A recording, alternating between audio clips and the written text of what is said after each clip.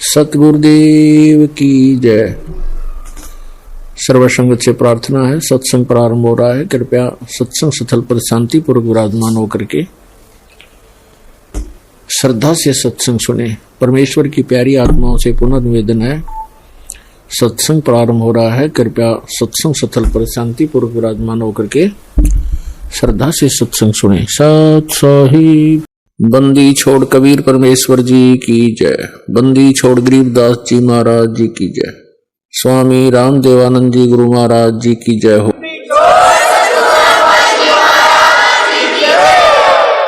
गरीब नमो नमो सतपुरुष को नमस्कार गुरु की नहीं। सुर नर मुनि जन साधुआ संतों सर्वस्ती नहीं। सतगुरु साहेब संत सब डंडो तुम प्रणाम। आगे पीछे मद हुए तिनको जा कुर्बान। नराकार निर्विषम काल जाल वैभंजनम निर्लेपम निज निर्गुणम अकल अनुपवेशुंदनम।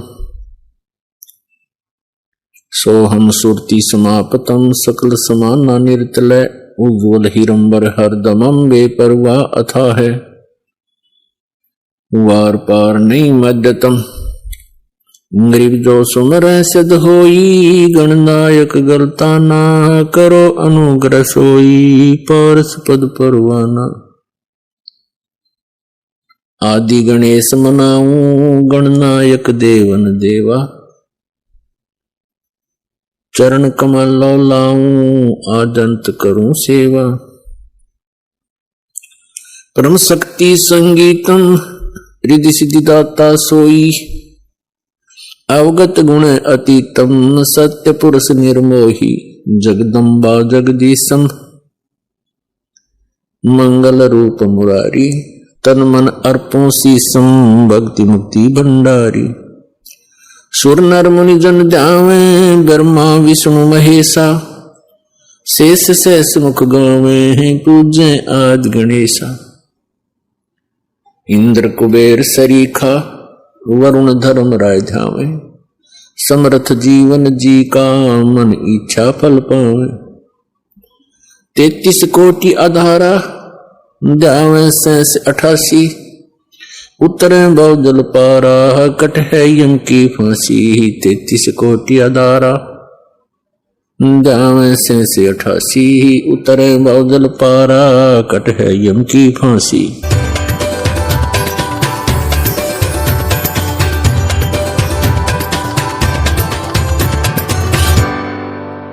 अब जैसे त्योहार आते हैं, कोई बात हुई, वो व्रत के खर्चे, ये त्योहार मनाते हैं दिवाली का, दीपावली। ये किस लिए मनाते हैं कि भगवान श्री राम सीता जी को लेकर घर लौटे थे।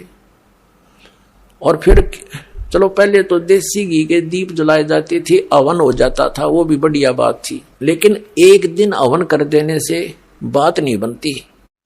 अपना रोज लगावे घी की दीप है, रोज हवन करे वो। और जब सीता जी को घर से निकाला, फिर भी मनाओ तुम, उसने फिर भी दिवाली मना रहे हो। सीता तो घर से निकाल दी गई थी जिसके आने की खुशी में, और वो दीप जलाए गए थे, और फिर वो निकाल दी करते। वो तो दुखी हुई, वहां जंगल में टाइम पास करा बेचारी ने सह परिवार। और श्री राम घर पे, परिवार उसका जंगल में, चाहे राजा के कुछ भी बना रहो। एक छोटे से नगर का राजा, अयोध्या का राजा था, चाहे राष्ट्रपति बने जाए पूरी पृथ्वी का, जिसका परिवार कहीं रहा कहीं वो जीव सुखी हो सकता है। और फिर भी दिवाली मनावे और दीप जलावे। तो इस तरह की जो क्रियाएं हैं ये परंपरा है, सूझबूझ का कार्य नहीं है।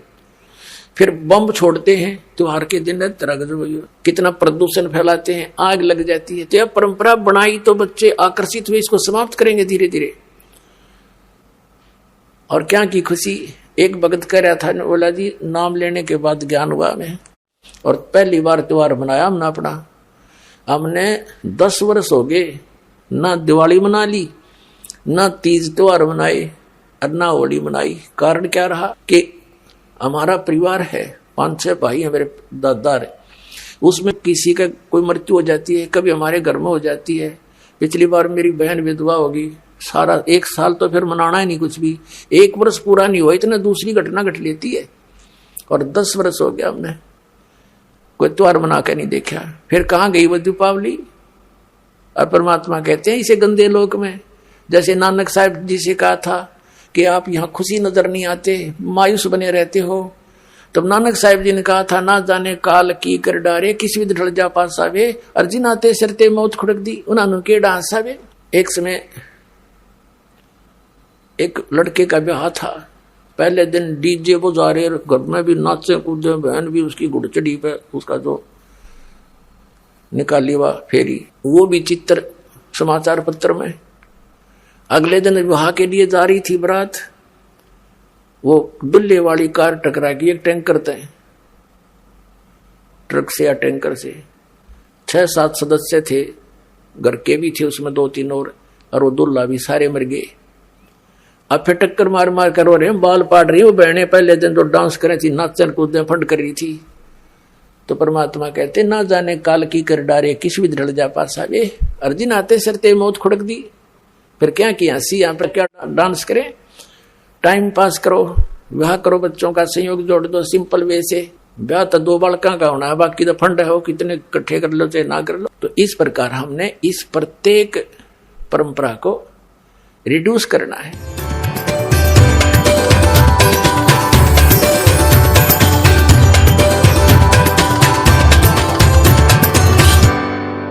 जो परमेश्वर स्वयं सतलोक से चलकर आते हैं, सहशरीर आते हैं भगवान, और सहशरीर फिर पूरा काम अपना करके वो सहशरीर चले जाते हैं।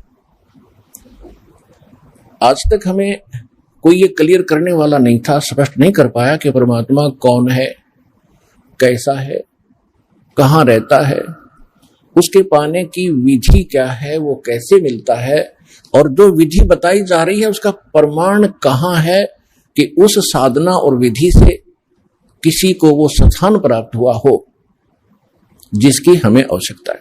तो ये अभी तक बहुत बड़ी पहेली बनी हुई थी, तो अब परमात्मा ने स्वयं आकर ये सुलझाई है। वैसे तो परमात्मा परमेश्वर कबीर जी 4 युगों में आते हैं।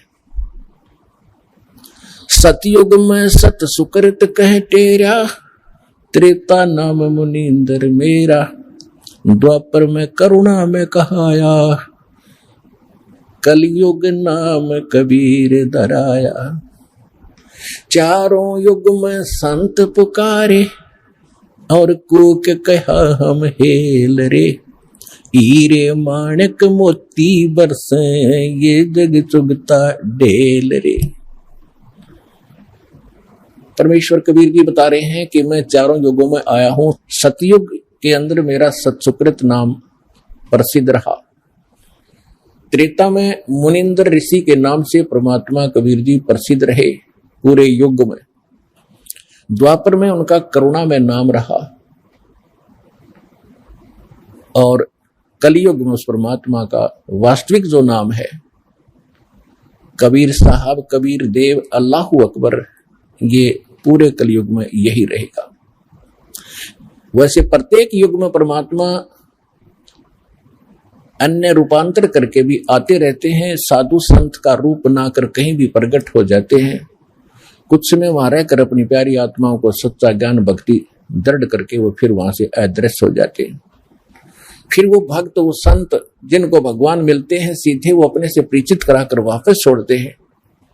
वो संत भी उस परमात्मा के आंखों देखा गुणगान, उसकी महिमा का वर्णन किया करते हैं।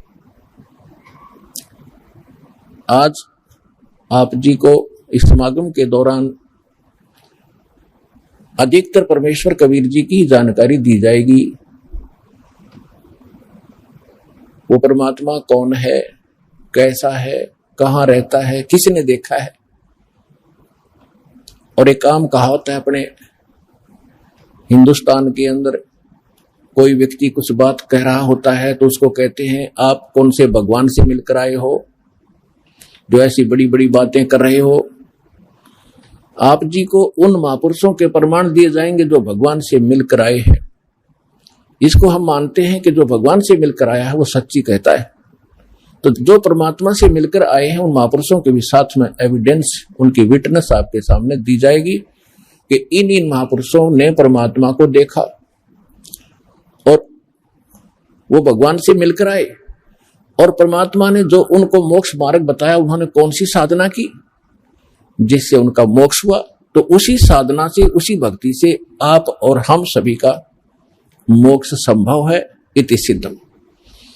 इस सत्संग के दौरान आप जी को ये सभी प्रमाण प्रस्तुत किए जाएंगे। सौभाग्य आपका, आप जी को ये सत्यनारायण कथा सुनने को सुलभ हुई। आज तक हमने ये पता नहीं था सत्यनारायण है कौन। सत्यनारायण, सत्य माने जिसका नाश कभी ना हो, अविनाशी। नारायण मीन जो जल के ऊपर, नार माने जल, आयन माने आने वाला, यानी जो जल पर आकर विराजमान होने वाला। वो कौन है? वो परमात्मा है। इसलिए नारायण, नारायण यानी परमात्मा। परमात्मा की एक महिमा है कि वो सतलोक से चलकर आता है और जल के ऊपर कमल के फूल पर आकर वो निवास करता है, जिस कारण से उसको नारायण कहते हैं। और हमने इस नारायण की उपमा लगा रखी थी सतगुण विष्णु जी के ऊपर।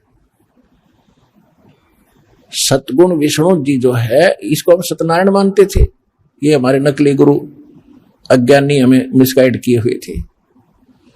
एक पीतल को हमें सोना बता रहे थे।